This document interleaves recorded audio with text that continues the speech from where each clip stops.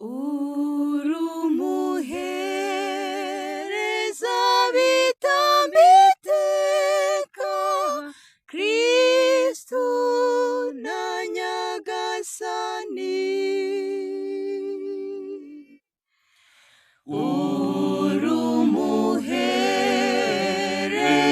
Urumuherezabitambo iteka, Kristu na Nyagasani. Uhoraho yabwiye umutegetsi wanjye ati,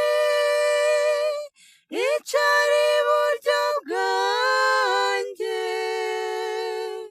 kugeza igihe abanzi bawe mbagira umusego w'ibirenge byawe.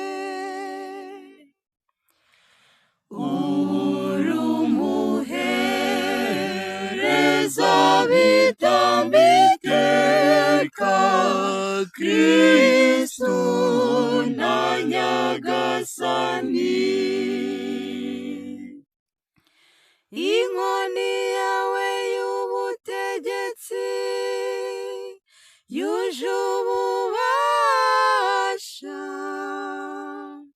Uhoraho arayirambura igere kure, uhereye i Siyoni.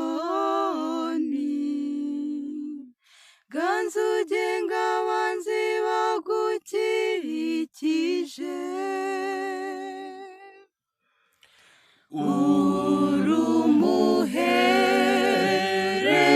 Urumuherezabitambo iteka, Kristu na Nyagasani. Wahawe ubutware kuva ukivuka, wimikwa ku misozi mitagatifu, mbese nk'urume rutonda mu museke, uko niko nakwibyariye.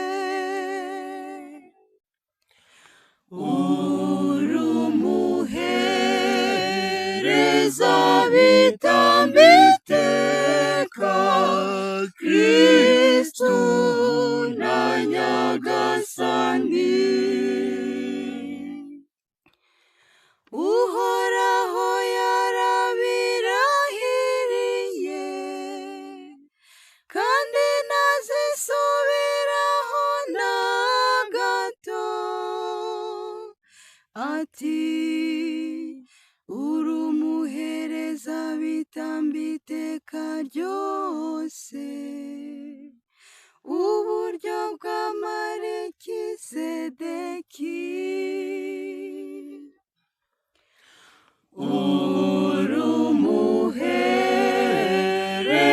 Urumuherezabitambo iteka, Kristu na Nyagasani.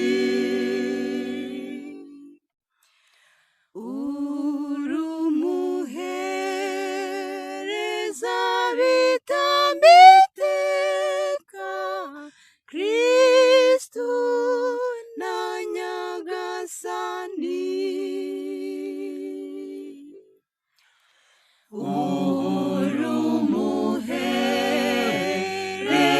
Urumuherezabitambo iteka, Kristu na Nyagasani.